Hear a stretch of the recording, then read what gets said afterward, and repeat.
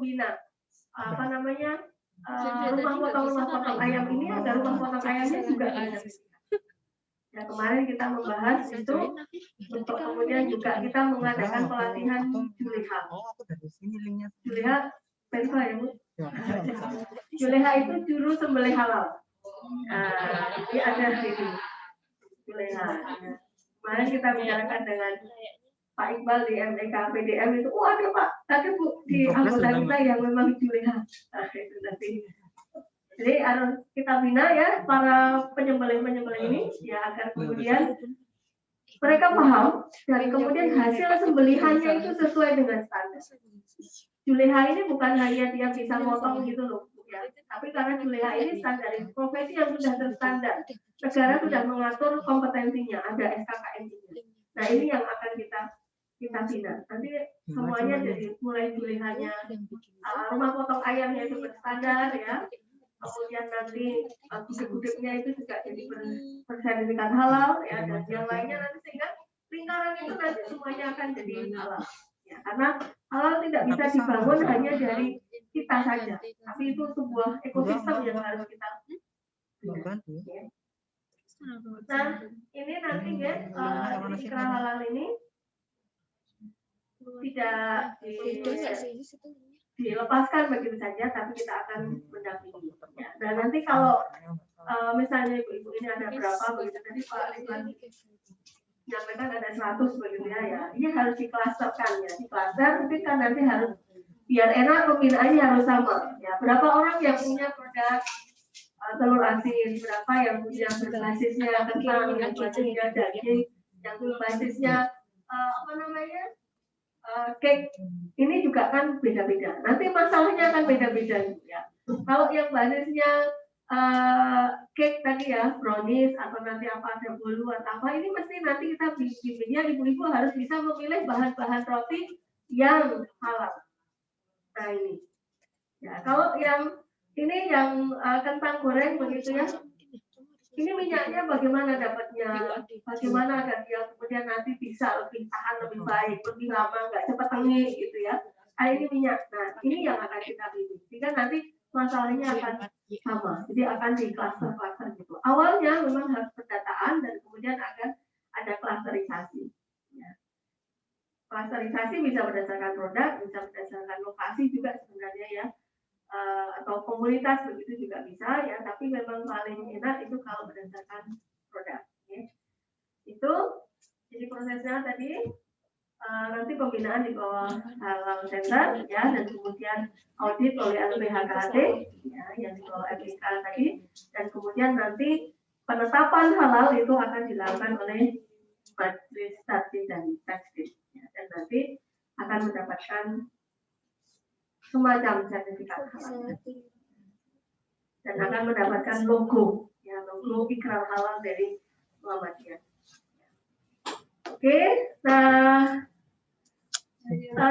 kira-kira mungkin seperti itu ya. Jadi prosesnya mulai dari pendataan ya, kemudian kita sosialisasi sekarang ya, kemudian nanti dari ini harus ada penyelia halal ya. Jadi ibu-ibu juga harus melek ya sebenarnya untuk bisa memproduksi halal itu seperti apa. Ya, kita ingin mengkombinasikan halal dan thayyib. Jadi halal baik, halal dan berkualitas. Ya, jadi kalau di pemerintah itu punya standar TPP-OB, cara produksi pangan olahan yang baik, nah itu akan coba kita implementasikan di usaha-usaha yang kita bina itu. Ya, harapannya seperti itu. Ya, kemudian harus ada pelatihan penyelia, pembinaan. Dan kemudian nanti pemeriksaan melalui audit, jadi Bapak akan diaudit. Ya. Kemudian sesudah itu akan ada pemberian ikrar halal. Sesudah itu pun mestinya tetap akan ada pengawasan. Mungkin prosesnya kira-kira seperti itu, Pak. Secara singkat saja, mungkin nanti kalau ada yang ingin ditanyakan sebentar begitu juga boleh ya. Kalau sudah cukup nanti bisa apa ya, kalau misalnya kita mau bikin program ya, ibu-ibu tertarik kita bikin program, nanti kita bisa konekkan ya bagaimana ini ya. Mungkin begitu Pak Ridwan sudah. Terima kasih. Akhiri. Assalamualaikum warahmatullahi wabarakatuh. Waalaikumsalam. Terima kasih Profesor Dr. Nur Hasanah atas presentasinya. Bapak Ibu sekalian, kita beri waktu untuk bisa mengkonfirmasi mungkin tentang sertifikasi halal ini. Silakan. Oke, Bu ya. Satu, nanti sekalian disampaikan produknya ya Bu ya. Ada lagi dua, itu bukan satu ya.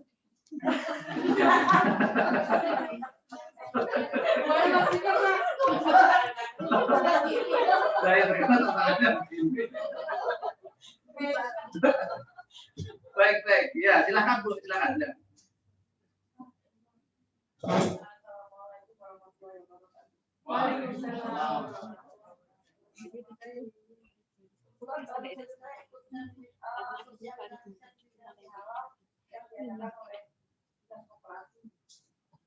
Dan apa namanya, proses yang saya dapati itu super bersih. Jadi dari mulai sampai audit itu harus standarnya harus ada ketat gitu. Apakah nanti yang dari UAD juga akan ketat itu atau enggak? Kemudian pengeluaran dari mulai audit dengan SK keluar itu 2 bulan. Kalau yang di LPPOM itu. Nah, kalau di sini berapa lama? Kemudian dana ditanggung oleh ini atau bagaimana?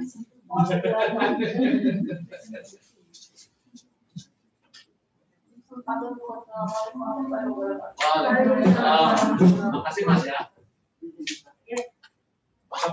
Ya, terima kasih Bu Yuli. Prosesnya berbelit-belit ya, tapi nggak usah dipikir Bu. Itu berbelit-belit itu nggak dijalani jalan. Nah, kalau prosesnya 2 bulan, ya itu kadang tergantung dari kesiapan ya, kesiapan kitanya. 2 bulan itu bisa cepat sih Bu, menurut saya ya. Itu 2 bulan mungkin mulai dihitungnya kalau di LPPOM mulai dari aplikasi kan ya, mulai dari menyerahkan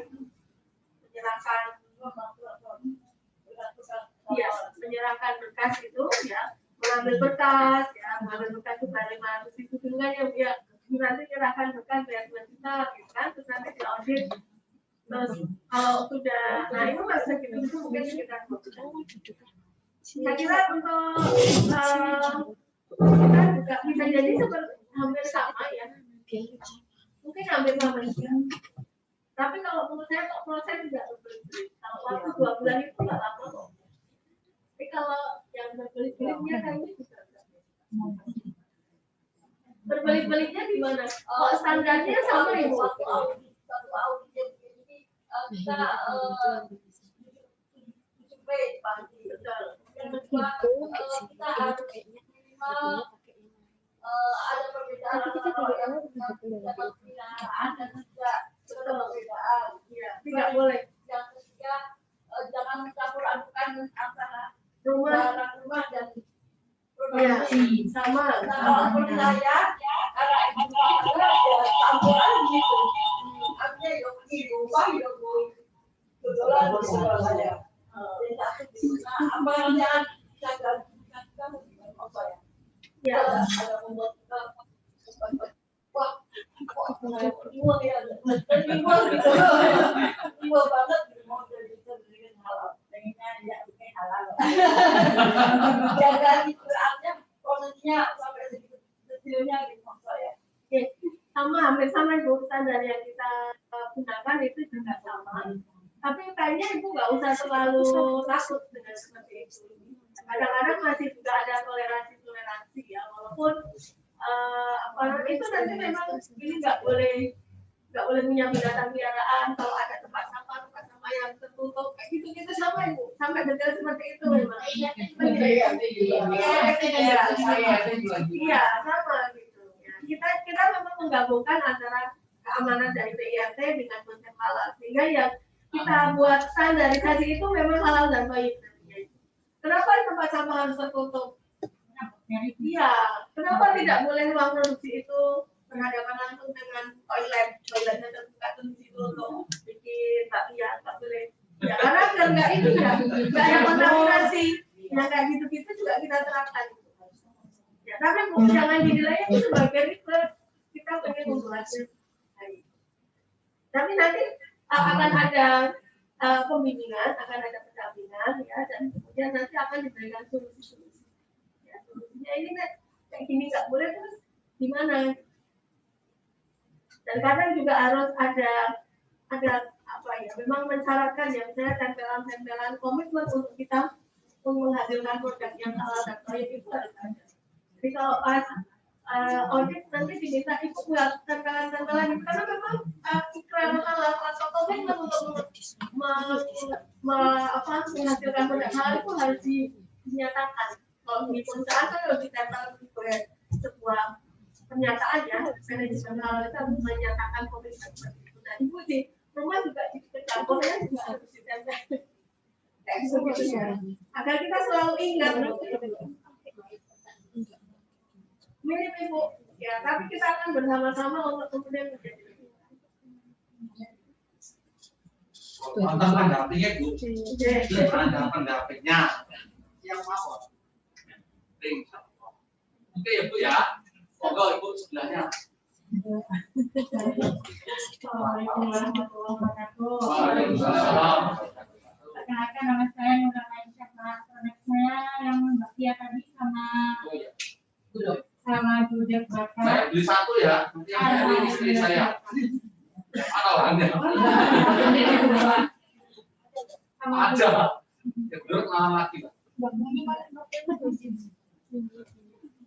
Sama Judek Bakar itu kan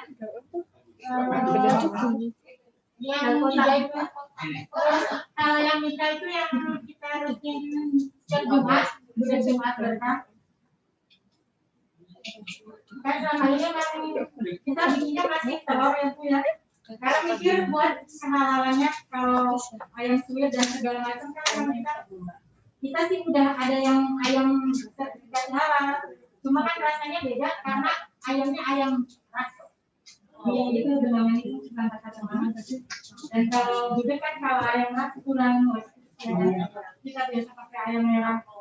Dan masalahnya kita belum sampai saat ini belum nemu ayam merah yang halal dan ayam matang yang halal. Kurang kalau misal kita pesanannya kan dari luar kota kan, kayaknya kan yang kan bumbu minimal ayam merah lah ya kan. Nah, apa misal dari dinas bisa bantu ayam merah dan ayam kampung yang sudah bersertifikasi halal kita ceknya mantap. Butuhnya berapa ton? Kita masih buka. Maksudnya kayaknya ada rekomendasi. 0,0001 ton.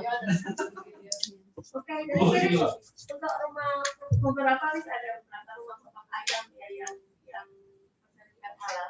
Atau kalau enggak itu sebenarnya kita memberikan standar rumah potongnya tidak sertifikat halal, tetapi penyembelihnya itu harus pernah punya pelatihan pilihan. Nah ini yang kita memang agak menurunkan mendapatkan yang tukang potongnya itu tidak pernah pelatihan pilihan. Jadi potong yang baik itu gimana, secara syariah gimana, kemudian aplikasinya seperti apa harus ada itu. Kalau misalnya tukang potongnya boleh kita nanti orang yang potong harus. Nah itu yang nanti nggak mungkin nanti Pak Ridwan memang perlu melakukan pelatihan itu yang kita potong-potong itu dan dia juga paham bagaimana penyembelih yang baik dan punya sertifikat pilihannya nggak harus sampai ada seperti yang potong ayam itu sekarang modelnya tidak potong satu-satu pakai tangan. Kalau mesin ayam sekarang itu tadinya kebanyakan seperti itu. Yang halal itu. Gimana itu? Boleh. Iya, boleh. Itu juga ada ketentuannya. Boleh ada ketentuannya. Itu juga ada ketentuannya. Salah juga ketika nyetelkan ini harus baca bismillah juga.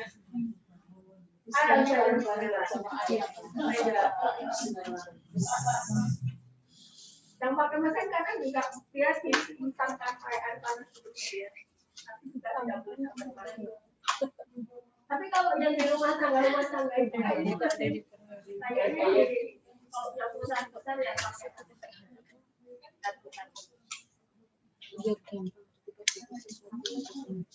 Itu mungkin. Terakhir satu lagi penanya kalau masalah, silakan.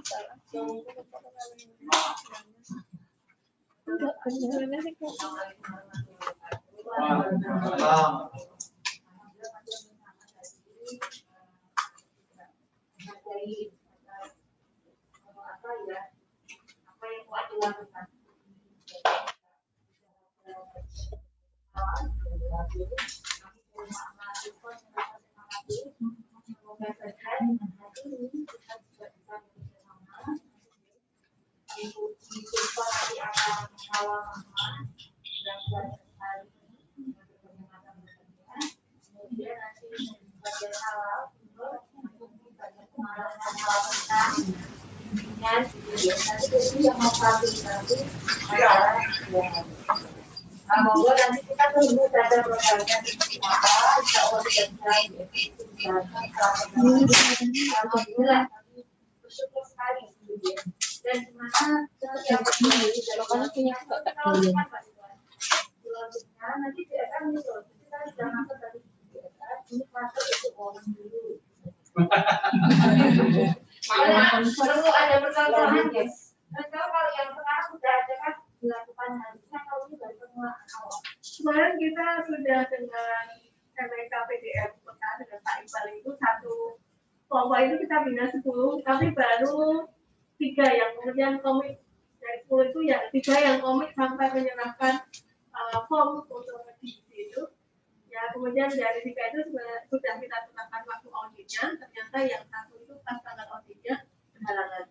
Jadi baru 2 yang selesai auditnya. Jadi ternyata memang tidak atau belum semua siap ketika untuk sampai ke sana.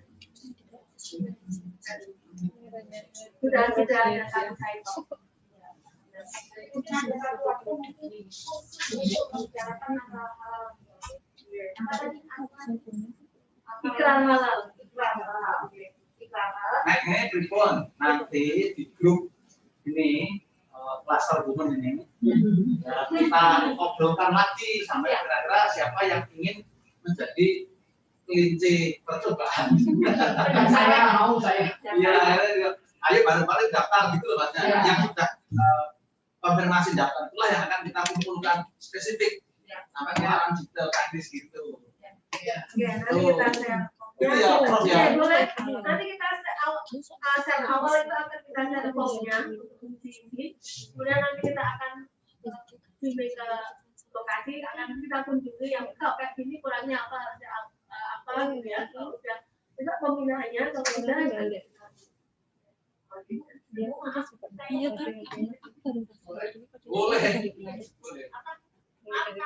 perhitungan harga 3 juta ya, 500 juta ya kan, sertifikat jalan. Itu kalau misal satu produk, yang misal butuh satu, tapi ini misal ada bulat bakar, ada bulat basah, bulat kering, bulat kaleng, misal ya kan. Nah itu apa beda? enggak. Jadi sama UKM. Jadi kalau ibu punya banyak produk, daftarkan semua. Bayarnya sama. Daftarkan semua. Kalau di LPM, daftarkan semua, tapi semuanya juga harus didaftarkan semua, dituliskan semua bahannya apa, semua prosesnya seperti apa. Kalau banyak ya nanti lebih banyak.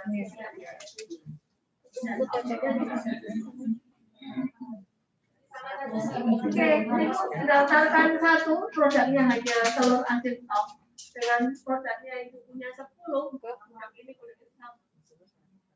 Bukan UKM. Ini gercep mawon menurut saya coba lobby nanti kelas itu PP untuk alokasi anggaran ini karena PP sudah lama itu bicara rame-rame ini untuk PMKM mana nggak terserah gitu ya sudah lama. Nah kamu nanti berapa orang kawan beliau sudah yang betul-betul ingin sertifikasi bersama dengan alasan yang UAD kan jadi pas posisinya. Iya. Gitu. Kan dibimbing oleh PP. Awal itu biasanya yang memanah lebih dulu kan itu.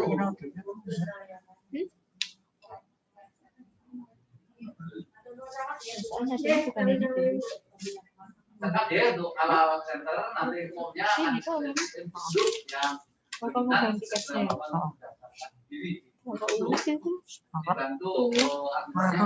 anak dan buat teman-teman SD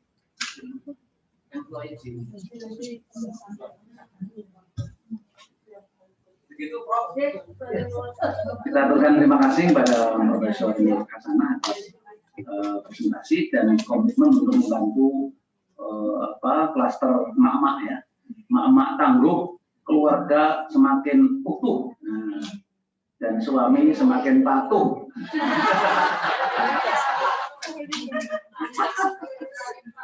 Anak-anak tidak pada mengeluh. Di hadapan kita ini coach kita Dirno Irianto siap untuk memotivasi ibu sekalian. Dijelaskan disimak sampai setuntas-tuntasnya. Pada coach Irianto waktu dijelaskan.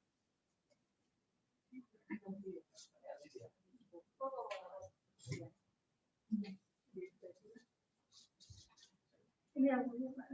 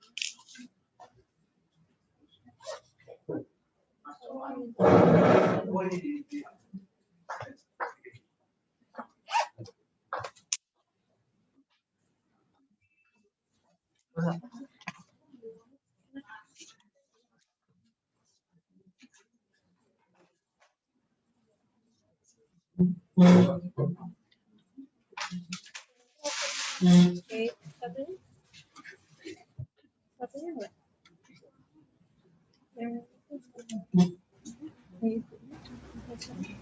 ini. Oh iya. Enggak pakai ini. Oh, sekarang ini.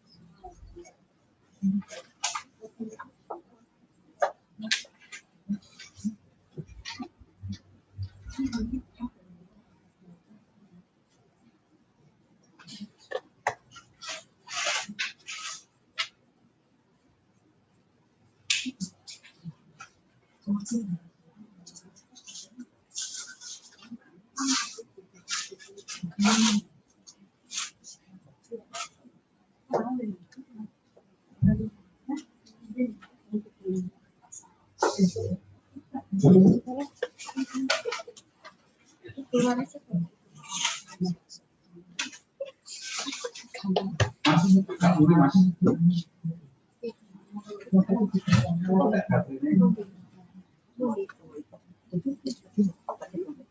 Harus disantai nanti disiapin.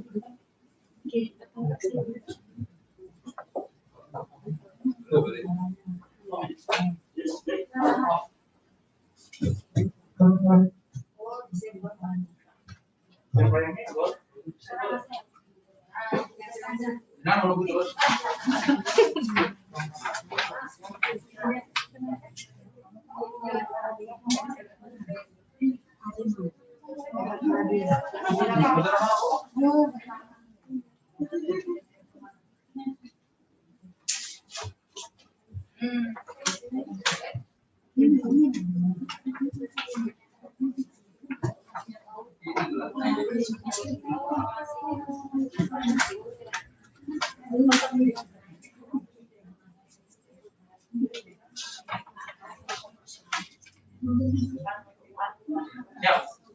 cara berpakai itu loh masalah video kan.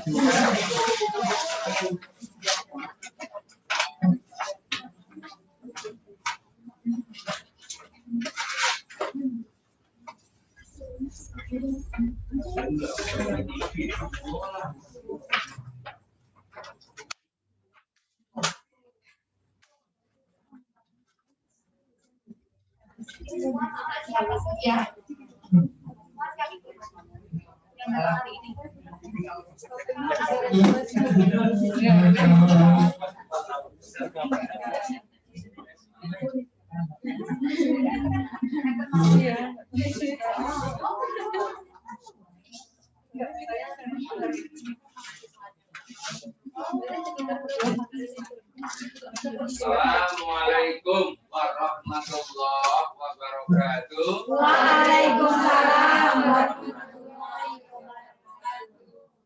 A'udzubillahi minasyaitonirrajim. Bismillahirrahmanirrahim. Alhamdulillahirabbil alamin. Wassalatu wassalamu ala asrofil anbiya'i wal mursalin wa ala alihi washabihi ajmain.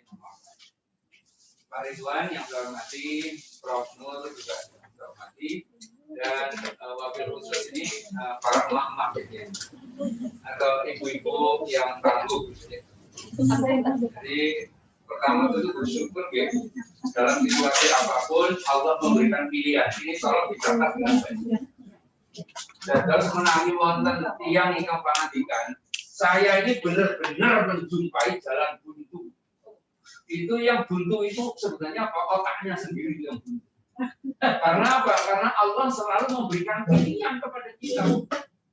Saya Pak Ridwan ngajar nggak bisa tatap muka langsung, tatap layar. Itu pilihan yang Allah berikan itu. Ya, kalau kemudian dirasakan bahwa tidak seefektif ketemu langsung, memang iya. Ya, sama dengan sholat. Ya, yang paling afdal berdiri. Ini ngadep orang kuat, linggu. Jadi Allah selalu memberikan pilihan. Ya, maka situasi pandemi ini pasti ya Allah juga memberikan hikmah untuk kita. Makanya orang yang bersyukur itu orang yang jarang mengeluh, ya, atau jarang berkeluh kesah, bersyukur. Ya, situasi apapun, alhamdulillah pokoknya. Lalu yang kedua, orang yang bersyukur adalah orang yang menggunakan kemampuan yang Allah berikan itu untuk bisa menghasilkan satu amal soleh, dua prestasi, tiga karya, empat manfaat yang lebih baik dari waktu. Umurnya menginjak 50 tahun, diucapi selamat ulang tahun, lah kok perilakunya kodo kalau umur 60 tahun. Itu artinya apa? Tidak. Ya. Oke, ya. Saya kira itu, non sewu, saya datang dengan istri karena apa? Ini forumnya forum emak-emak. Dan itu saya bagian dari emak-emak itu. Makanya nanti dari cerita, kamu katanya dilakukan sama kami. Dan perkenalannya kayak belajar untuk sepanjang-panjang. Ya, jadi topik apa yang dibahas hari ini itu katanya begini nih, ya, emak-emak tangguh kan. Ya, ini saya tampilkan dua profil ya. Jadi yang ini adalah kekinian, yang ini adalah kekunoan, kira-kira begitu. Ya, artinya dua generasi yang berbeda, tapi sama-sama emak-emak. Ya, nah, maka seperti biasa, ibu-ibu yang hormati, saya selalu mengajukan pertanyaan kepada pendidik. Karena dari pertanyaan inilah nanti mudah-mudahan muncul sebuah kesadaran yang baik.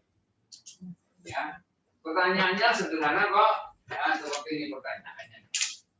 Ya, tolong sampaikan sejujurnya ya.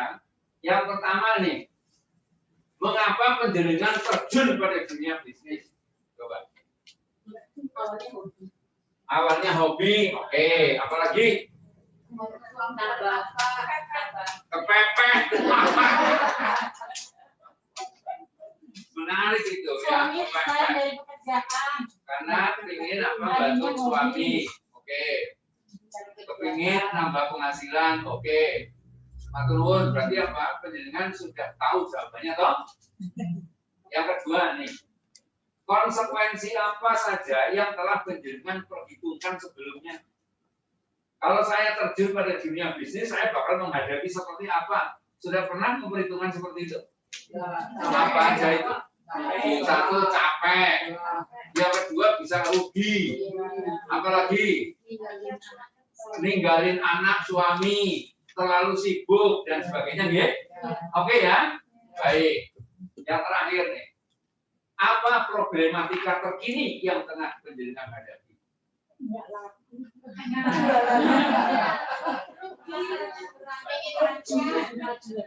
Wes kesel gawe ra payu. Kira-kira gitu ya. Betul ya? Oke, baik. Nah, ibu-ibu yang saya hormati, karena panjenengan sudah punya jawabannya, maka ini memudahkan saya. Ya. Saya ngisinya tuh nggak usah lama-lama, wong wis do pirsa kabeh.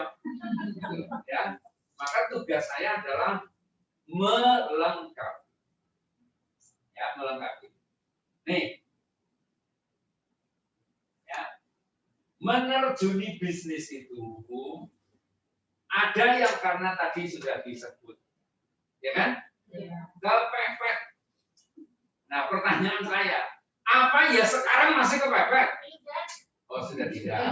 Berarti sudah berhijrah dong kalau begitu, ya. Sudah ada perkembangan yang baik, ya. Lalu yang kedua, ya, meningkatkan penghasilan. Itu nama itunya dulu seperti itu kan? Betul ya? Sudah terjadi hari ini?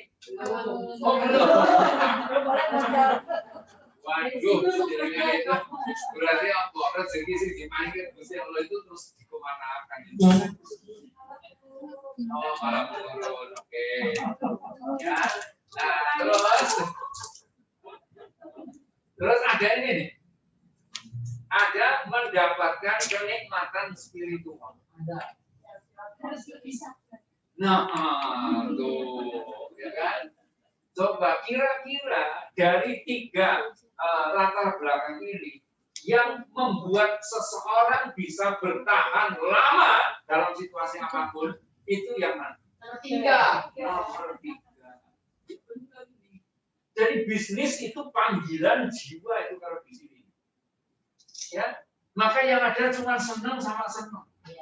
Gitu. Ya, teman haji saya itu jualan aneka jenang, namanya aneka jenang bunusi. Nah, mungkin pendengar bisa kok belum. Itu hanya karena jualan jenang naik haji suami istri loh itu. Ya, jualan di Masjid Sleman pada saat mau berangkat haji itu, jamaah mau berangkat haji. Terus dia niatnya apa? Kepingin bersedekah, maka satu cup yang biasanya 1.500 dia jual cuma 1.000. Harapannya apa? Laris. Kenapa? Karena niatnya apa itunya adalah bersedekah. Apa yang terjadi? Malah rapayu. Kan bingung tuh. Wong dimurahi kok malah rapayu tuh. Itulah misterinya bisnis di situ. Akhirnya apa? Ya dengan apa renang-renang, hanya apa dia jalan-jalan daripada sumpah ya, hanya apa jalan-jalan. Lah kok Mas Lemping, ngerti lah kowe. Wong biasane iki 1.500, kok didol 1.000, iki mesti bulane ora gula. Wah. Akhirnya apa yang terjadi? Ternyata konsumen memiliki cara berpikir sendiri. Nah, terus akhirnya apa dengan suami? Sepakat, ini artinya kita itu sedang ditegur sama Allah. Ya, untuk apa? Untuk bersedekah lebih banyak. Maka apa? Sebelum kita sampai rumah, kita mampir di panti asuhan. Akhirnya betul di panti asuhan, langsung seketika habis. Karena diserahkan lah, diberikannya. Nah, hari-hari berikutnya, alhamdulillah lebih lancar jualannya. Ya, itu satu-satu. Ya. Jadi orang-orang yang berbisnis itu isinya cuma senang dan senang, itu insya Allah kalau sudah makomnya sudah di situ. Ya. Jadi mendapatkan apa? Kenikmatan spiritual. Bahwa bisnis yang dilakukan bagian dari ibadah, bahwa bisnis yang dilakukan bagian dari memberi nilai tambah kepada orang lain dan seterusnya. Nah, monggo penjelasan introspeksi, apa sudah sampai pada makom itu atau belum? Nah, kalau misalnya sudah, alhamdulillah. Kalau belum, berupayalah. Yang kedua, okay, Jadi kalau kita mau ngomong tentang konsekuensi dari sebuah bisnis, sebenarnya bisa dirangkum lewat apa? Lewat sesuatu yang sederhana. Apa itu? Nih. Jadi cuma ini kok. Ya. Penjenengan itu pasti sama Gusti Allah diparingi kelebihan, betul? Kan gitu kan? Tapi bersama kelebihan, penjenengan juga punya kelemahan. Kan gitu. Nah kemudian setiap bisnis itu berhadapan dengan peluang, kan gitu. Bisa peluang itu datang, bisa peluang itu penjenengan ciptakan. Ya. Jadi dulu namanya bakpia, itu kan isinya yang mengkuitrok, bakpia siji kuitrok. Gitu. Tapi coba hari ini, ya kan? Macam-macam tuh. Ada bakpia kukus, terus ada bakpia apa lagi, ya, ukurannya macam-macam jadinya ya. Itu kenapa? Menciptakan peluang, menciptakan peluang. Nah, tapi betul juga bahwa usaha itu pasti menghadapi ini, ya, ancaman itu juga pasti. Nah, keempat hal inilah merupakan sebuah konsekuensi yang mesti kita mainkan. Ya. Kalau kelemahan kita lebih banyak daripada kelebihan kita, ya ini harus segera apa? Harus segera diperbaiki. Ya. Tadi Nun Sewu pengandikan namanya sertifikasi halal kok ruwet menurut. Kenapa? Ya karena dia menggali ruwet. Sehingga jadinya ruwet beneran. Coba kalau dia menggali itu tidak ruwet, maka tidak ruwet itu. Jadi sederhana. Ya kan Allah bersama persangkaan hambanya, betul? Oke. Ya. Poso, diniati, orang nulis kok. Ini orang niat, orang sarapan, nulis. Ya, jadi semua anatomi tubuh ini itu ternyata apa? Berhubungan dengan niat. Ya. Maka innama amalu biniat itu jadi sangat penting. Itu ya.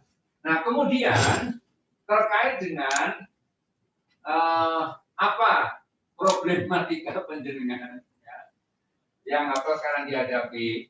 Coba ya kita ngangsu kabro apa dari konsep yang diberikan oleh Mas Yeswa Hadi. Nah ini ya. Jadi UMKM ya atau UKM katakanlah ya, itu dalam tahun 2021 itu landscape-nya atau kira-kira gelaran yang apa bakal dihadapi itu ada 3 lingkaran itu.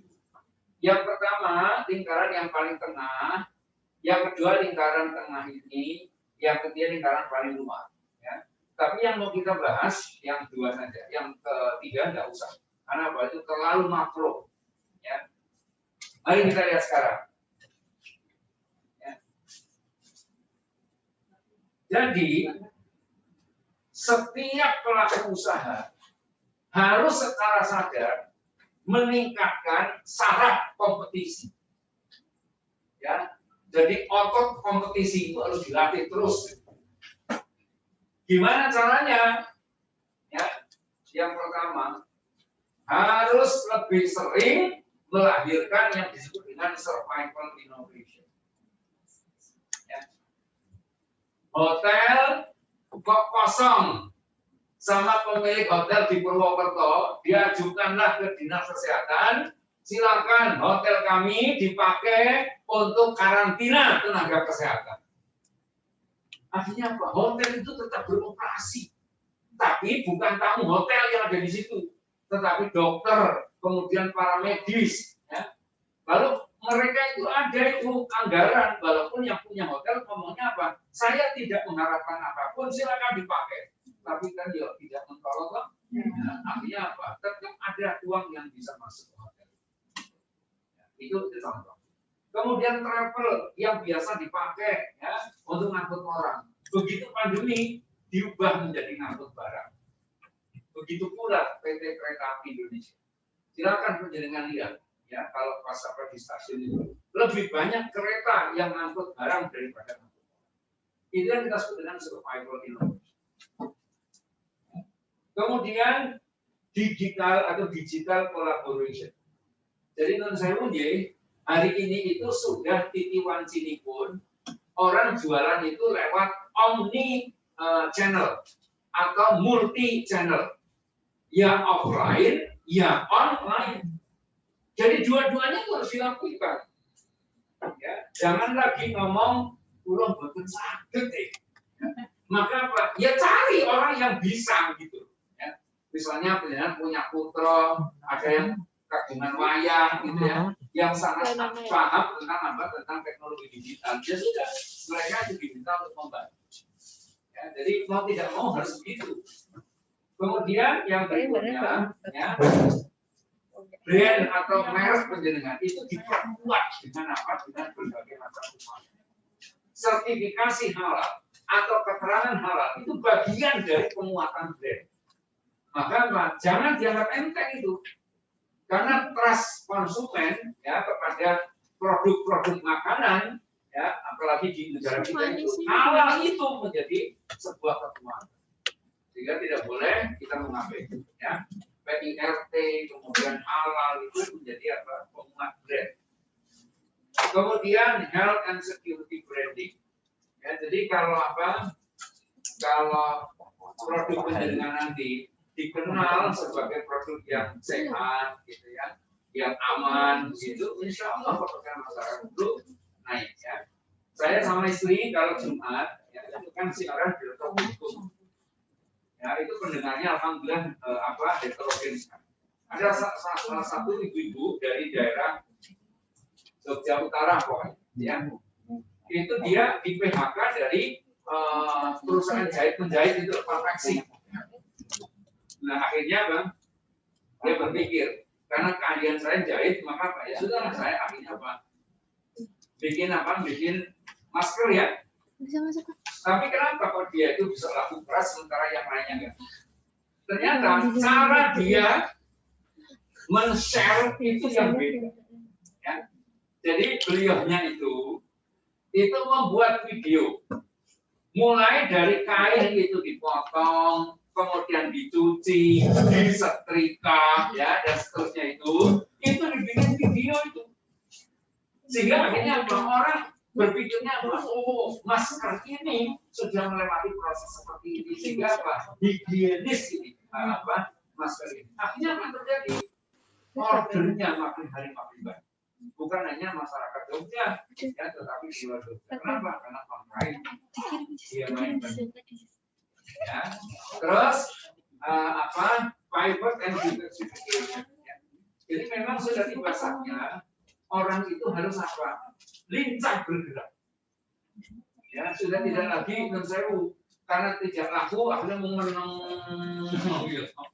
piye kepada karo kanca piye ya tidak boleh begitu ya harus apa sih gerak gitu loh ya seperti hanya pemain bola basket ya pemain bola basket itu ketika dihadang oleh musuhnya itu dia melakukan gerakan yang apa luar biasa itu apa itu memutar tubuhnya lewat satu kaki kemudian mencolot lalu masukkan bola ke keranjang.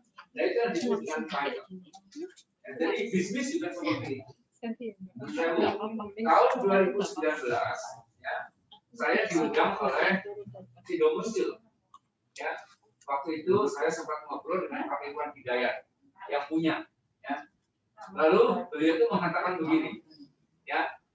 Menjadi perusahaan terkenal itu baik, tapi lebih bagus lagi menjadi perusahaan yang dicintai masyarakat.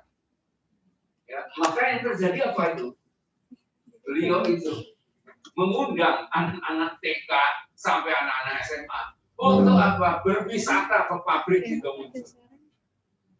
Ya, itu sesuatu yang sangat berbeda ya dibandingkan dengan perusahaan yang lain. Saya tanya. Pak Iwan, kok yang diundang anak-anak TK atau anak-anak SD? Loh, itu kan generasi masa depan itu. Ya kalau sejak dini mereka sudah dikenalkan bahwa jamu itu tidak selalu pahit. Ya kan? Bahwa jamu itu ternyata prosesnya seperti ini modern. Itu tertanam itu di memorinya anak itu. Sehingga dia akan jadi konsumen masa depan. Coba, kan luar biasa kan? Nah, terus ada satu hal yang disampaikan waktu itu yang saya tidak boleh bocorin. Tapi karena sekarang sudah 2021, kita bocorin nggak apa-apa. karena sudah expired kan. Apa itu? Ya.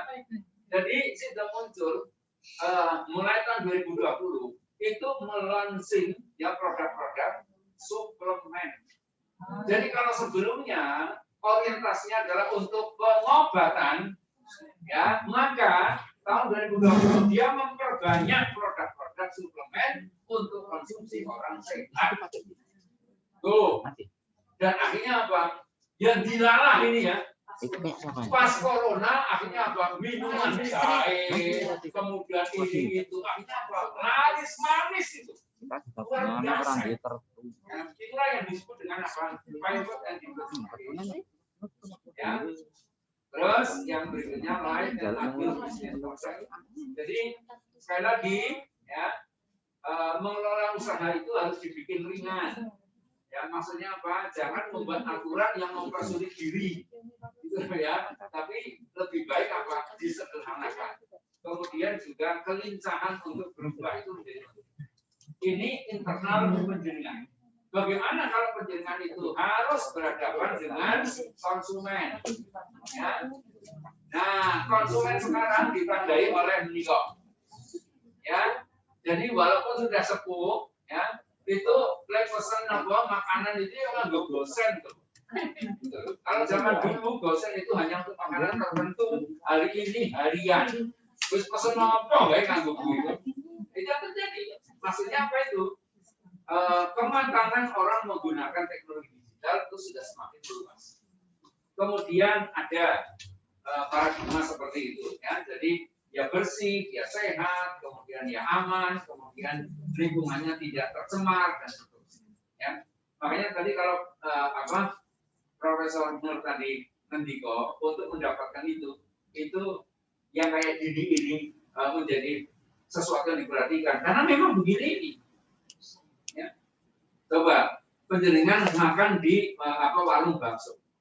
Kemudian yang melayani, yang meracik itu semuanya bersih, katakanlah begitu. Kemudian termasuk tempatnya. Itu kira-kira lebih nyaman apa lebih tidak nyaman? Nyaman. Kan lebih nyaman pasti. Kalau lelucon zaman dulu sudah nggak laku lagi. Loh, mergo apa? Mergo seledek wong ngono kuwi dadi marahi enak. Wow, itu kan lelucon ngawur. Wong seledek kok dadi enak. Kemudian yang dituntut oleh konsumen apa itu? Hyper value. Ya, jadi sesuatu yang sangat berharga, sesuatu yang sangat bernilai. Ya, apa sih manfaat lebih dari produk penjaringan dibanding dengan produk yang lain? Ya, itu yang dituntut oleh konsumen hari ini. Kemudian ini berkah buat apa? Buat kita semuanya sebetulnya. Ya, kenapa? Karena konsumen lebih memprioritaskan merek lokal. Ya. Atau produk-produk lokal. Karena kalau membeli dari luar negeri itu selain mahal juga ya urusannya macam-macam. Makanya apa? Ini sesungguhnya merupakan berkah. Ya bagi apa? Bagi produk-produk lokal. Kemudian yang terakhir adalah empathic society. Ya, jadi kalau penjaringan lebih sering bersedekah dan sedekahnya itu diketahui oleh banyak orang, itu jadi penting. Ya, kan sering kita mengatakan kalau kita memberi tangan kanan, tangan kiri nggak tahu gitu ya. Ya itu nggak apa-apa seperti itu. Tetapi ada ayat yang lain mengatakan bahwa apa? Kebaikan itu diperingatkan itu juga nggak apa-apa itu. Mengenanya kebaikan. Makanya apa? Sedekah kemudian apa? Prosesnya itu terbuka gitu ya. Itu menurut saya juga sah-sah saja. Itulah yang oleh perusahaan besar disebut dengan CSR.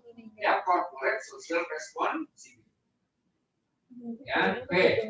Nah, terus sekarang seperti apa ini yang mesti penjaringan siapkan? Yang pertama adalah perkuat 3K. Ya, yang pertama disebut dengan karakter pribadi. Ya tadi tidak gampang bersulo, itu salah satu contoh. Ya, tidak gampang merasa apa buntu gitu ya.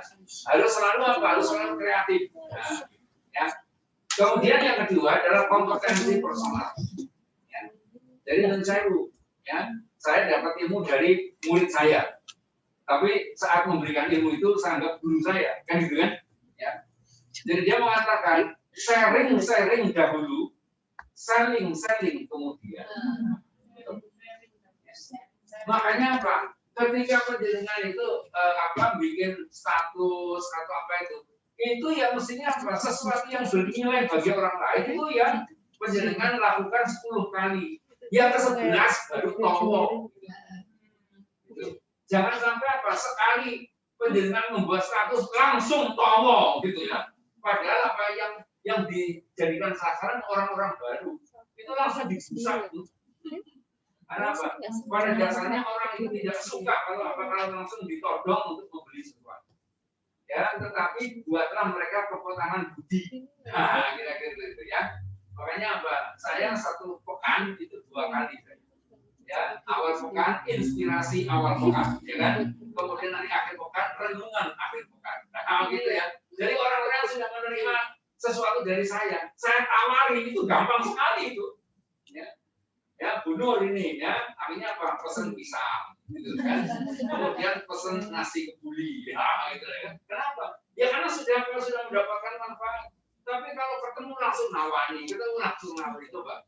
Penjaringan turun dari mobil, pas ada di pompa bensin, kemudian langsung tiba-tiba ada pakai dasi hitam gitu, ya langsung datang punya ibu penjaringan beruntung karena penjaringan hari ini pakai batik, kan? Terus ditawani apa itu pasti penjaringan sebel, ya Pak ya, karena apa langsung ditawar. Ya, kemudian yang berikutnya adalah kultur kerja. Ya, profesionalitas itu tetap harus ditingkatkan. Ya, dan saya ini sesuatu yang menjadi apa? Menjadi apa ya? Ya bahan introspeksi buat kita. Ya, karena kadang-kadang kita ini terlena bekerja itu ya semua apa-anane gitu, ya kan? Ya. Yang punya warung ibu-ibu gitu.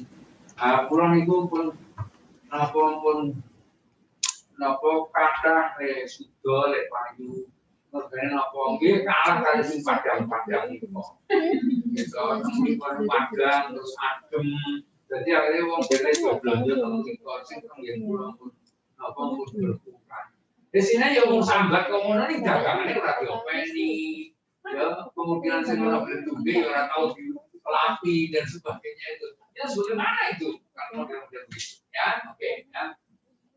Lalu yang kedua, nanti pada topik ini saya minta dengan hormat dan anak istri saya untuk cerita ya apa yang dilakukan. Ya. Jadi bisnis hari ini Ibu, ya, itu harus punya kelincahan atau agility. Ya. Lalu ada apa di balik agility itu? Ada 3 komponen ya, untuk menunjukkan bahwa kita ini lincah dalam menjalankan bisnis. Yang pertama adalah fleksibilitas. Jadi harus luas, ya, harus luas kita itu dalam berbisnis ini. Ya, nggak boleh kaku. Aku misalnya ngebaliki kok, ngebaliannya raiso, ya sekali selamat. Ya kan? Kalau model begitu, ya. Kemudian yang berikutnya adalah adaptabilitas, ya. Menyesuaikan dengan apa yang dibutuhkan pasar, menyesuaikan dengan apa yang dibutuhkan oleh masyarakat. Oke. Kemudian yang ketiga adalah resilient.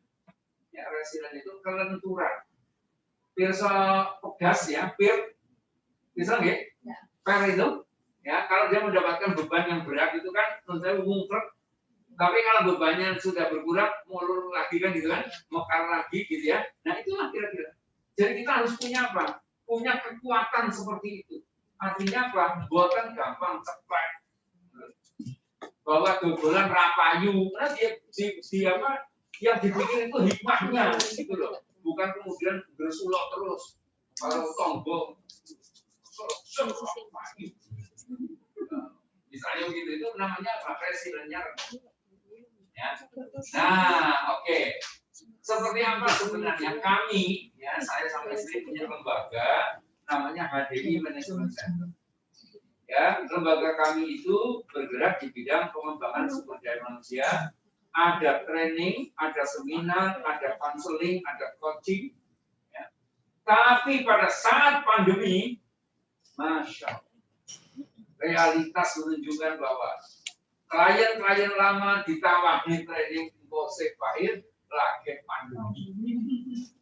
Kemudian ditawarin ini tadi itu akhirnya apa? Semuanya kabeh Maka kemudian saya sama istri membuat sebuah keputusan untuk utang haluan. Ya, tanpa harus meninggalkan bisnis yang utama. Ya. Maka saya dapat pelajaran berharga Ibu ya. Jadi kalau menjadikan mireng kira butuh itu ada semacam quotes gitu ya yang sudah saya rekam. Yang kita butuhkan satu keahlian saja, nggak usah lebih dari satu untuk bisa menjadi survivor. Ternyata rumus itu tidak berlaku pada saat pandemi. Ya, kita harus punya satu keunggulan utama dan minimal satu keunggulan pendamping. Nah, itu baru ya, baru survivor ya. Kenapa? Teman-teman saya di Palembang yang notabene profesinya adalah pendakwah gitu ya. Sebelum pandemi Ramadan itu satu penceramah yang sudah terkenal di Palembang sana itu bisa mendapatkan rezeki dari Allah minimal 25 juta satu bulan Ramadan. Kenapa? Karena ngasih ceramah di sana tarifnya 500.000. Nggak bisa dibayangkan itu. Kalau satu hari itu 2 kali ngisi ceramah misalnya gitu ya. Tapi begitu pandemi seperti ini, nggak ada orang yang mengundang pengajian. Akhirnya apa? Nol putol itu penghasilannya, rezekinya. Ya, makanya apa? Saya kemudian terbuka untuk apa? Satu kompetensi utama dan satu kompetensi pendamping. Ini menjadi. Silakan cerita ya apa yang dilakukan untuk bisa menunjukkan tentang fleksibilitas, tentang adaptabilitas dan tentang presiden. Silakan.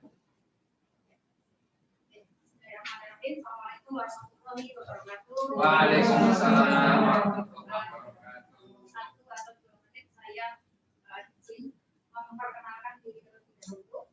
Nama saya yang Uir memang, tapi saya punya nama. Nama saya Yudaru ya, Yudaru Nurandini. Nah, Ibu semuanya di awal memang ketika saya bekerja itu memang kerja saya dulu memang di Primagama. Ya. Profesi saya terakhir yaitu kepala cabang di salah satu bagian di Kulon Progo, ya di Madrasah Kulon Progo saya jadi kepala cabang. Dan kemudian karena kami punya HDI, ya HDI Center, akhirnya saya diminta baik Kometuloto, aku bilang. Ya, kenapa? Karena kami punya guru. Sudah konsultasi kok harus gini kok enggak jalan ini atau enggak, cuma satu jawabannya jangan istri sangat belum mendukung ya. Nah itu ya, bisnis itu memang harus didukung oleh keluarga. Kalau istri punya punya usaha maka suami mendukung, kalau suami punya usaha istri juga harus mendukung. Maka kalau itu menempatkan saya dua-duanya insya Allah ya. Dan alhamdulillah HDI Management Center kemudian jalan. Saya masuk. Kemudian, nah apa sih yang terjadi ketika saat training itu berhenti pandemi? Kita sempat ngomong memang, baik itu semuanya. Kita sempat ngomong, kemudian ya ngapain ya? Akhirnya kan biasa ya kalau di awal pandemi itu kita tidur, makan lagi, terus ketemu lagi, apalagi ya kan ketemu terus. Akhirnya Alhamdulillah ini jalan tol saja. Ya, kami diperkenalkan juga dengan salah satu yang membuat produk yang namanya susu kurma. Ya, susu kurma. Ya, saya tidak membuat, tapi orang lain membuat. Kemudian kita ikut jualan. Oke. Meskipun marginnya sedikit sekali, tapi alhamdulillah penjualannya itu lumayan besar. Sehingga tidak sampai 1 bulan itu angka profit itu lumayan. Ini yang jadi akhirnya kita sibuk. Nah, akhirnya tadi juga sudah disebutkan sama Pak ini ceritanya ya bahwa kita itu sharing dahulu lalu sharing kemudian. Itu diajari dengan apa kita bikin podcast. Ya. Bikin siaran baru ya, kalau di WA kan adalah siaran baru gitu ya. Nah, ini sekali nge-share inspirasi awal pekan, inspirasi akhir pekan dan sebagainya. Itu sekali kita itu sekali klik itu ratusan sudah terkirim. Dan akhirnya orang yang menerima itu kan seolah-olah seperti bisa belum atau bisa belum. pakai terus sih. Nah, gitu. Ada juga yang dari orang-orang yang dari kelompok ini yang juga bisa terus sama Pak. Nah, gitu ya. Kata itu satu ber itu sudah banyak sekali. Nah, kemudian dari situ kita menawarkan. Nah, ternyata alhamdulillah ini berlanjut. Dan terus sampai sekarang kebetulan ini tidak ada kota lain. Ini ada program namanya Pasifik. Kami bikin enggak? Saya enggak bukan. Terus terang saya enggak sempat untuk membuat hal-hal yang semacam ini seperti itu yang merokok begitu sangat rajinnya untuk membuat produk. Saya tidak sempat. Sehingga saya reseller saja. Ini ada produk Cipti. Cipti ini sesungguhnya sama seperti tadi yang disebutkan yang produknya di bawah muncul ya. Ini isinya juga sama. Ada rempah-rempah yang ini minuman. Bentuknya seperti apa? Bentuknya seperti teh celup. Jadi cuma dicelupkan saja di air panas sudah jadi. Ya, bisa 2 kali tol. Ya, bisa 2 kali tol. Tinggal misalnya kalau pengen manis ya sudah. Ya, itu saja. Ya. Ini kemudian ada juga yang ini nasi kebuli. Misalnya itu ya. Nasi kebuli ini. Ini juga itu sama. Kita lihat sebenarnya. Sudah sampai ke beberapa kota di Kalimantan. Ada yang pesen 100 box, ya. Ada yang pesen 1 karton itu 20, ya. Macam-macam, ya. Ada yang cuma pesen itu 3 atau 5 tetap, ya. Kaki. Itu kemudian juga kita beradaptasi dengan dunia baru semacam ini. Ini tadinya juga akhirnya mana ya? Akhirnya Pak ini juga kalau misalnya kami mendapat pesanan, nah kami Pak ini akhirnya Pak Pintu juga yang namanya mengemas, ya, akhirnya membuat kemasan. Jadi orang logistik tadinya saya yang biasa bikin logistik dengan anak ya, akhirnya Pak ini juga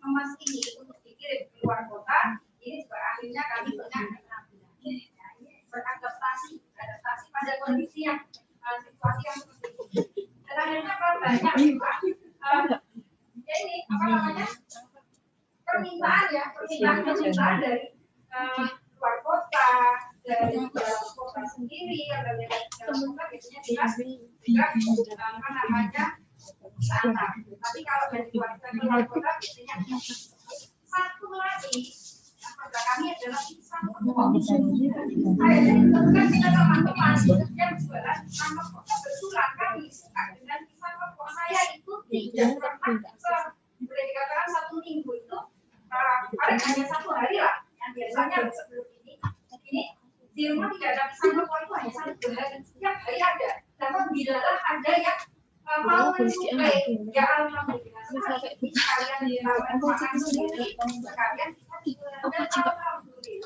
begitu isinya. Akhirnya akhirnya ya Islam, tapi ya tentu saja baik juga semuanya apa yang namanya pisang kepok itu kan ada expirednya.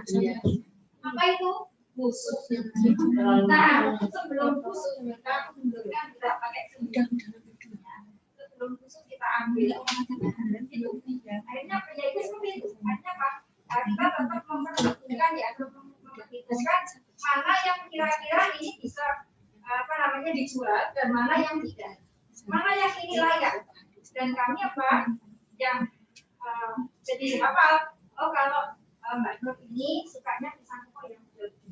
Kalau nasi biasanya yang kebuli, bukan yang biryani, bukan yang kapsa atau yang mandi misalnya. Gitu. Jadi kami akhirnya hafal.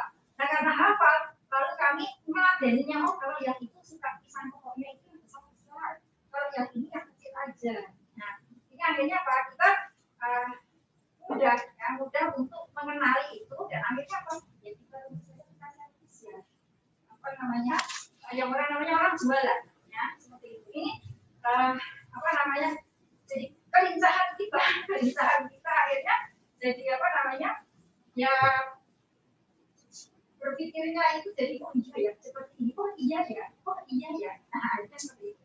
Ini yang kami jalani akhirnya seperti itu, meskipun tetap yang namanya kita jualan training itu tetap iya ya. Lewat apa? Ada lewat online, ada juga ya langsung seperti ini. Ya. Kemarin satu kali kami juga alhamdulillah ya kali saat ini alhamdulillah juga tertangani dengan baik. Kantor pajak di Wonosari itu minta apa? Minta training, tetapi outbound-nya virtual atau menggunakan online. Coba dipikir Bapak Ibu, apa yang bisa kita kerjakan? Oh kan saya pikir gitu. Ini ada video Pak, nah gitu ya. Saya ingat, oh lihat, saya ingat saya itu kalau pagi suka sering ikut pengajian yang itu apa namanya Asmaul Husna, dan itu apa namanya ternyata Zoom itu bisa dibagi, jadi dibagi per ruangan sana bisa saya bilang gitu, udah bisa sanggupi, saya bilang gitu, saya yakin saya bilang gitu, baik oke ya sudah kalau itu sanggupi, nah, dan saya ingat itu, nah, terus kita sanggupi ya sudah kita lalu apa namanya selesaikan ini apa yang harus kita perbuat, dan akhirnya luar biasa ini menjadi satu fenomena baru bahwa kita mengadakan outbound virtual itu bisa ternyata dan seru sekali ya, dan sangat seru ya. Saya ikut memandu apa namanya outbound virtual ini luar biasa ya. Jadi ayo Bapak Ibu silakan ini ya pegang semuanya sudah ada ya, alatnya dibutuhkan adalah ABCD. Akhirnya apa? Akhirnya mereka itu sibuk kemudian anggota keluarga ikut serta ya apa namanya mengerjakan itu seru sekali, dan luar biasa mereka melaksanakan ini contoh-contoh pelintahan minta tolong yang kita buatnya bersama, dan ternyata Allah itu yakinlah kita bahwa Allah itu menyediakan satu hal yang membuat kita itu menjadi lebih kreatif, menjadi lebih kreatif, dan ya inilah yang harus disebut. Begitu ibu semuanya yang bisa saya bagi, mudah-mudahan bermanfaat. Dan assalamualaikum warahmatullahi wabarakatuh. Terima kasih ya Bu Yun, ini sebagai sesama emak gitu ya. Biar apa? Jadi makna hebat atau makna hebat kan enggak kan yang baru ya satu grup dengan kita ini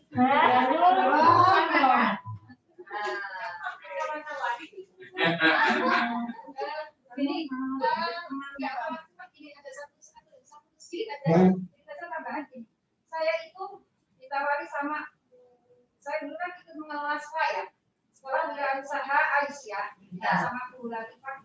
Kemudian akhirnya ada alumni SWA. Nah, di alumni SWA itu kita ada yang jualan, ada yang membeli. Jadi dalam satu grup WA itu ada yang jualan, ada yang membeli. Jadi ya saya jualannya di situ di SWA. Kemudian satu lagi ada saya ditawari juga sama adiknya Bu Latifah. Itu masuk di kedainya mereka kedainya Bu Kip yang itu.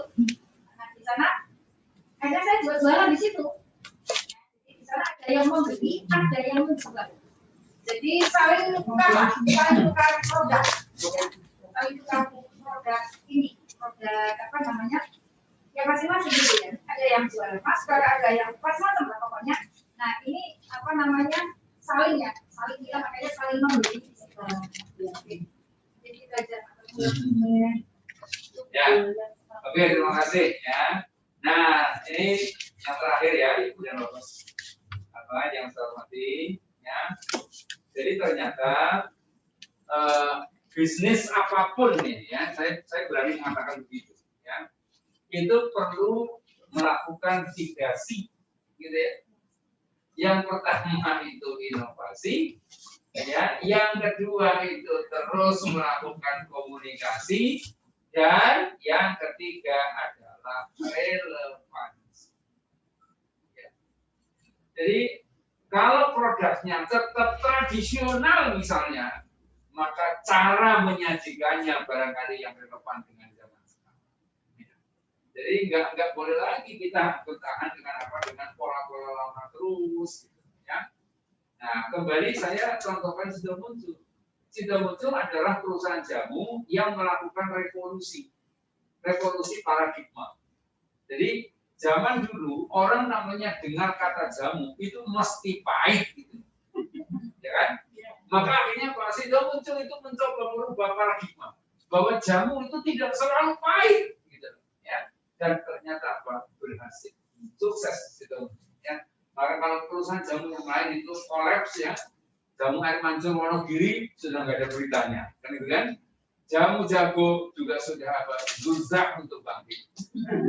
Ya, kemudian apa? Jamu Nyonya Menir, ya, itu jamu paling kuat di Indonesia. Kenapa? Karena berdiri sejak 1918. Coba, ngadep terus atau minggu. Luar biasa. Nah, akhirnya apa? Kita melihat bahwa Sidomuncul itulah yang tetap eksis karena orang melakukan. Ya, saya kira itu ya ibu bapak yang saya hormati, karena ada bapaknya di belakang, ya. Harus saya sebut, gitu, ya. Matur nuwun atas segala perhatian dan mohon maaf jika ada yang kurang berkenan. Bila itu topik hidayah. Assalamualaikum warahmatullahi wabarakatuh. Waalaikumsalam warahmatullahi wabarakatuh. Dan ini Pak Ridwannya sudah tidak ada, ya, maka monggo acara saya serahkan kembali kepada Kubi, gitu, ya. Ya. Terima kasih pada Pak Video. Sekarang kita bebas untuk kemudian selanjutnya ada pertanyaan dari semua. Silakan jika ada yang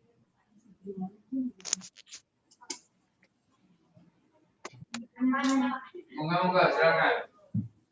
Assalamualaikum warahmatullahi wabarakatuh. Waalaikumsalam warahmatullahi wabarakatuh. Kenapa nama saya Nur Aisyah, Pak? Di Produk Gudeg. ya, yang tadi itu ya. Gudeg bakar. Gudeg bakar, tapi pas ketabrak pandemi kita kan produksinya kalau gudegnya tiap Jumat saja, jadi gudeg yang kemasan Mika itu. Yang ini? Yang kemasan Mika. Ini. Nah itu malah alhamdulillah malah punya pas pandemi. Oh gitu. Iya. Cuman kan dalam bagi waktunya, Pak. Ini kan biasanya kalau hari biasa itu kan kita jual 7.000. Kalau hari Jumat kan kita khususkan 5.000. Cuma kalau pengantaran kok yang diantar tuh minta jamnya sama semua, hampir sama gitu rata-rata karena mereka kan kirim ke masjid. Ya, ya. Ngatasin kayak gitu gimana Pak? Sedangkan kalau misal tambah driver kita nggak ada anggaran ke situ kan? Untuk ngatasin itu gimana caranya? Ya. Mohon pencerahan. Oke. Iya, saya habis Kalau nambah driver nggak mungkin, ya. Bisa nggak produksinya itu tidak hanya di penjenengan Pak? Jadi di sub, ya, di sub, kemudian nanti yang di sub itulah yang nanti bertanggung jawab juga untuk mengantarkan ke pelanggan-pelanggan. Iya, itu salah satu jalan keluarnya seperti itu. Ya, karena kalau terpusat di penjelingan, sementara penjelingan tadi mau nambah driver, katakanlah secara budget itu mungkin nggak masuk, gitu ya. Itu maka solusinya menurut saya seperti itu. Jadi dia disubkan sekaligus sampai pengiriman kepada pelanggan. Begitu. Jadi ya. si yang misal yang saya pasarin misal kalau misal emak ya kan. Jadi harus tanggung jawab sampai ke si pelanggan gitu. Betul. Itu adalah salah satu solusi. Gimana? Tapi kalau tentang itu barangkali ada bumbu tertentu ya yang itu memang berasal dari budaya. Misal duduknya ya kan. Ya. Terus kita ngajarin yang tempenya. Benar. Ya. Jadi proses pengalihannya juga tidak tiba-tiba, tapi harus by tes katakanlah begitu. Ya. Jadi kalau sudah betul-betul beberapa kali dari sisi rasa itu sudah oke, sudah masuk, baru kemudian dilepas. Jadi kayak macam kita kasih berkas gitu ya Pak. Model-modelnya kira-kira begitu lah, bahasa yang gampang itu dengan franchise-kan gitu loh. Ya. Tapi ini belum diatur kalau komersial dengan berkas. Terus sekarang ini istilahnya saja, Kalau istilahnya. misalnya Istilahnya begitu. Ya.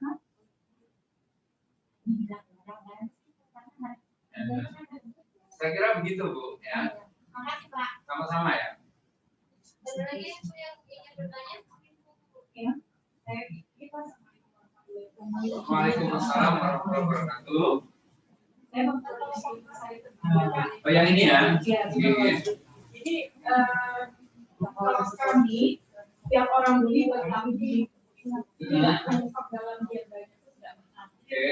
Jadi bisa triage, dibersihin, digosok, pakai kawas, pokoknya dengan steril gitu ya. Ya, ya. Kalau digiling, kemudian dimasukkan di botol kurang jelas. Cuma permasalahannya ada juga customer yang ada juga misalnya udah ke sekolah, nggak ya. Itu dia belinya kan sekaligus tuh misalnya untuk 3, 4 disimpan di kulkas. Dan itu walaupun disimpan di kulkas semalaman 2 malam itu akan rasanya akan berbeda dengan ketika dibeli. Ya, ya, ya.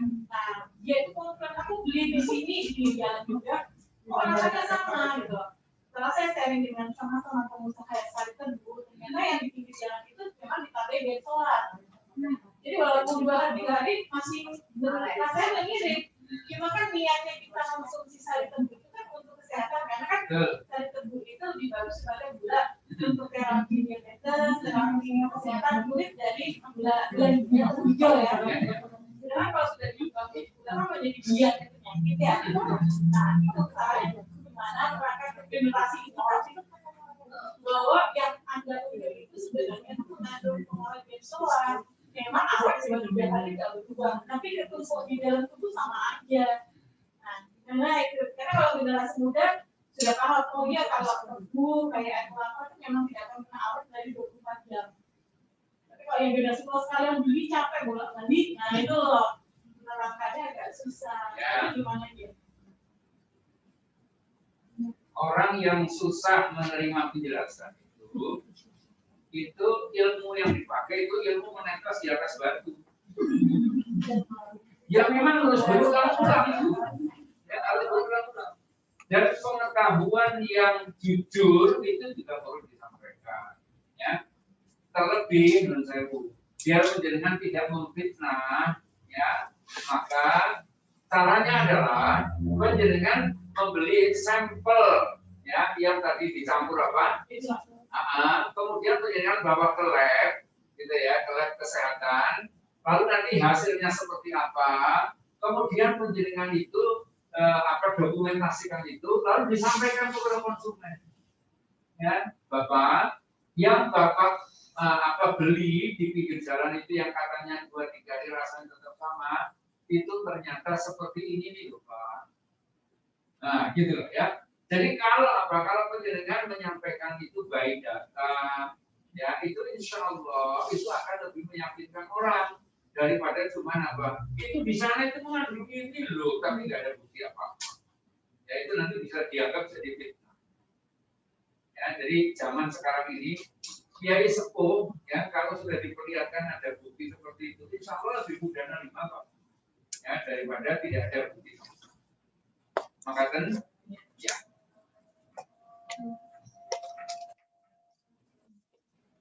Sudah ada, makanya Pak selesai.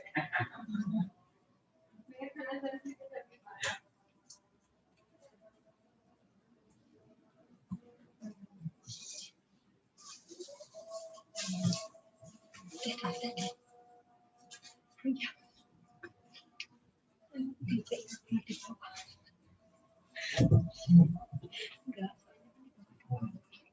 Aku diajak ngobrol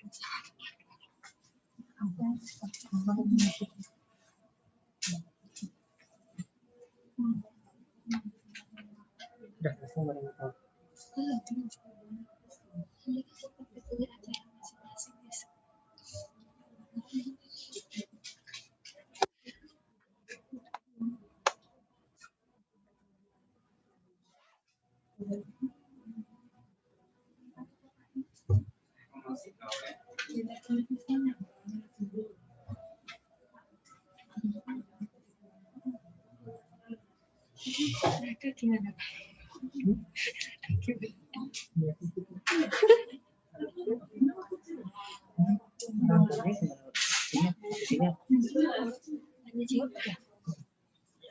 Itu direkam kan aku bisa masih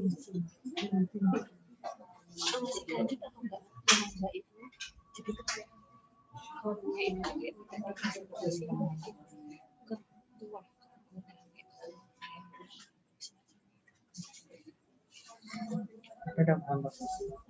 Ada yang ngerti itu. Oh ya. Tapi tadi masuk admin. Nanti langsung bisa ya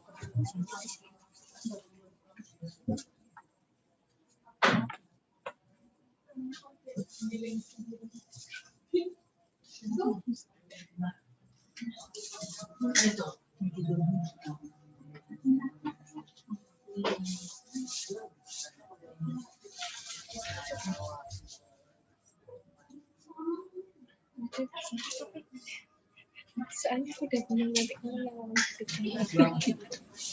Oh, pantesan kok dia itu langsung otomatis. Iya, aku tuh udah bilang.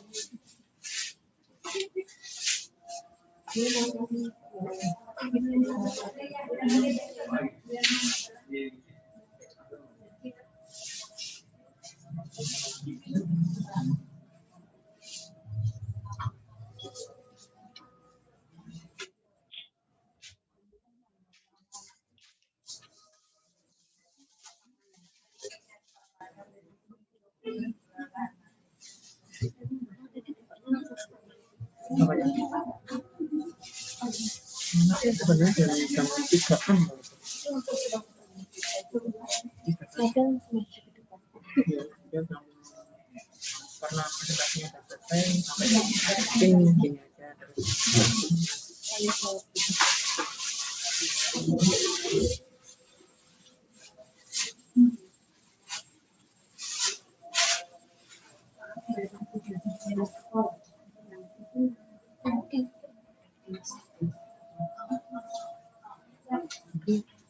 terus fotonya berarti nanti kapan mau Kalau enggak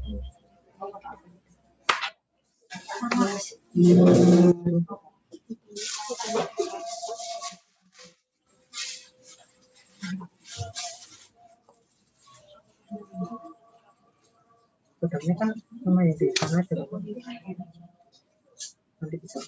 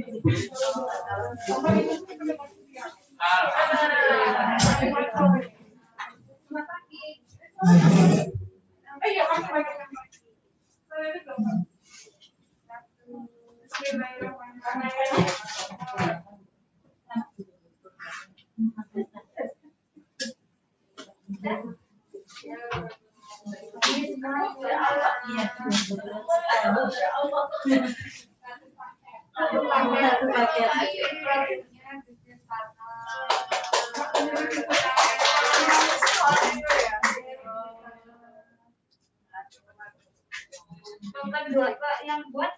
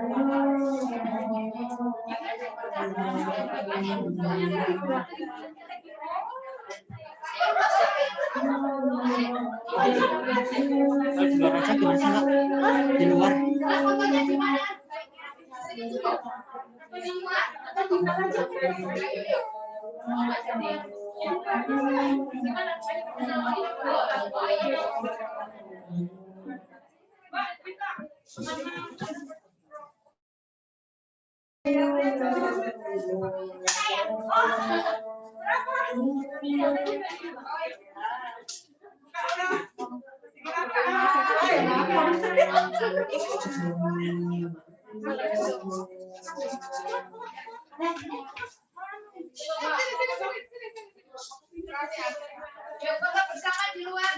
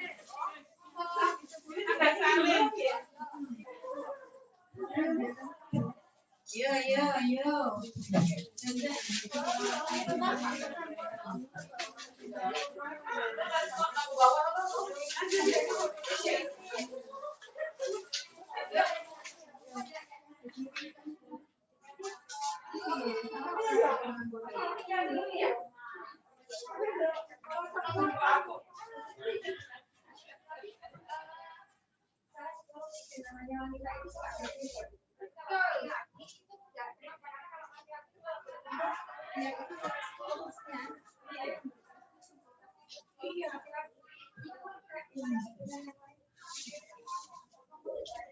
Enggak ada tamu enggak menang.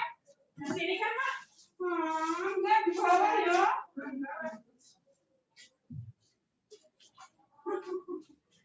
Iya, menyandang orang aja. Oh ya.